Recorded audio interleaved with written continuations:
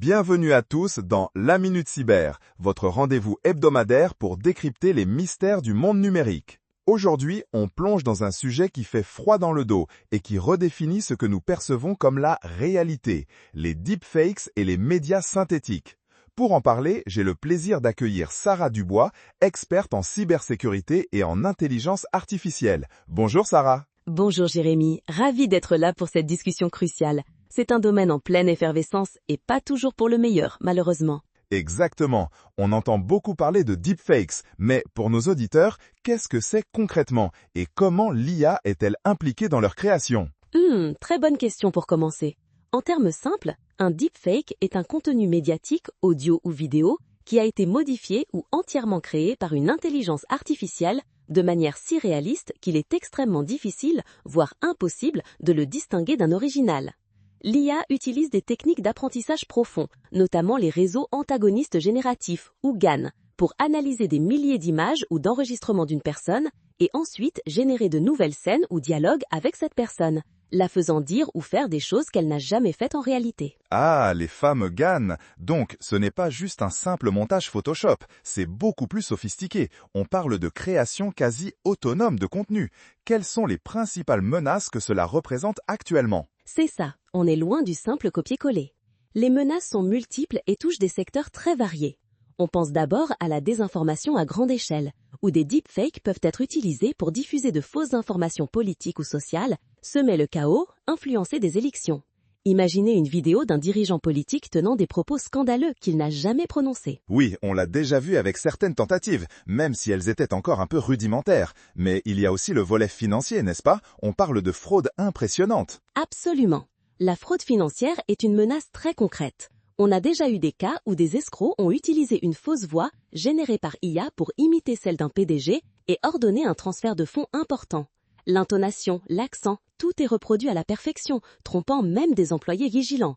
C'est terrifiant car le cerveau humain est habitué à faire confiance à ce qu'il entend ou voit de personnes familières. C'est terrifiant car le cerveau humain est habitué à faire confiance à ce qu'il entend ou voit de personnes familières. Donc, un faux appel de votre patron pour un virement urgent, ça peut arriver. Et l'usurpation d'identité visuelle, comment cela se manifeste-t-il? Pour l'usurpation d'identité visuelle, c'est une autre facette. Par exemple, des cybercriminels peuvent créer une fausse vidéo d'une personne pour contourner les systèmes d'authentification biométrique qui se basent sur la reconnaissance faciale.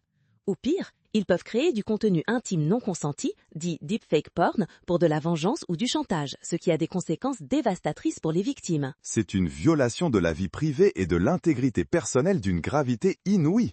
On voit donc que les current threats sont déjà bien réels et variés. Face à cette sophistication, comment peut-on, en tant qu'individu ou entreprise, se défendre? Quels sont les key concepts à maîtriser pour ne pas tomber dans le piège? La première ligne de défense, c'est la vérification multicanale. Si vous recevez un message vocal ou une vidéo suspecte, même si elle semble authentique, ne réagissez pas immédiatement. Contactez la personne via un autre canal que vous savez sécuriser. Par exemple, si c'est un email d'un PDG vous demandant un transfert urgent, envoyez-lui un SMS ou appelez-le sur son numéro habituel. Ne vous fiez jamais à un seul point de contact, surtout si le message est inhabituel ou urgent. Ah, le classique, si c'est trop beau pour être vrai ou trop urgent pour être vérifié, méfiez-vous. Exactement, Jérémy. La pensée critique est fondamentale. Avant de partager une information ou de croire un contenu, posez-vous des questions. Quelle est la source? Est-ce que cela correspond à ce que je sais de cette personne ou de cette situation? Y a-t-il des éléments incohérents? Les deepfakes, même les plus sophistiqués, peuvent parfois contenir des artefacts subtils. Un clignement d'œil irrégulier, une ombre bizarre, une lumière qui ne correspond pas, un son décalé. Ce sont des détails qui peuvent trahir le faux. Donc, développer un œil ou plutôt une oreille aguerrie. Au-delà de ces concepts, quelles sont les best practices concrètes pour détecter et se protéger de ces nouvelles formes de manipulation? D'accord, passons aux actions concrètes. Premièrement, soyez sceptique par défaut, surtout face aux contenus viraux sensationnels. Un conseil simple, si une vidéo d'une personnalité publique semble trop choquante ou hors personnage, c'est une alerte rouge. Oui, la règle du bon sens, mais parfois l'émotion prend le dessus. Précisément. Deuxièmement, vérifiez la source. Est-ce un média fiable et reconnu? D'autres sources crédibles rapportent-elles la même information ou vidéo? Les deepfakes sont souvent créés pour se propager rapidement via des canaux moins fiables ou les réseaux sociaux. Donc, la bonne vieille méthode de la vérification croisée. Absolument.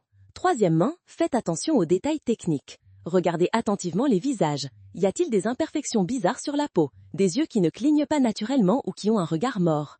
Écoutez le son. Y a-t-il des coupures étranges, un son métallique ou une synchronisation labiale imparfaite? Des indices subtils mais qui peuvent être des drapeaux rouges pour l'œil averti. C'est ça. Quatrièmement, pour les entreprises, il est crucial d'établir des protocoles de vérification stricts pour les transactions financières et les communications importantes. Ne jamais autoriser un transfert de fonds sur la base d'un simple appel ou email. Exiger une vérification en personne ou via un système d'authentification robuste comme une double authentification sur une application sécurisée. Donc, ne pas se fier uniquement à l'audio ou à la vidéo dans un contexte professionnel critique. Exactement. Et enfin, utiliser des outils de détection si possible. Des entreprises et des chercheurs développent des logiciels capables de repérer les deepfakes en analysant les métadonnées ou les anomalies dans le contenu. Ces outils sont de plus en plus performants et peuvent être intégrés dans des systèmes de surveillance pour les grandes organisations. C'est rassurant de savoir qu'il y a aussi des contre-mesures technologiques qui se développent. Alors Sarah, en résumé, quels seraient vos derniers conseils pour nos auditeurs? Mon conseil principal serait de rester vigilant et de se former. Les deepfakes sont une évolution naturelle de la manipulation numérique. Plus nous comprenons comment ils fonctionnent et quels sont leurs objectifs, mieux nous sommes équipés pour les identifier. C'est un peu comme apprendre à reconnaître un faux billet de banque. Plus nous connaissons les caractéristiques du vrai, plus le faux saute aux yeux. Et surtout, ne pas hésiter à signaler les contenus suspects aux plateformes et aux autorités compétentes. Excellente analogie. La vigilance, la vérification et la pensée critique sont donc nos meilleurs alliés face à cette nouvelle frontière de la manipulation.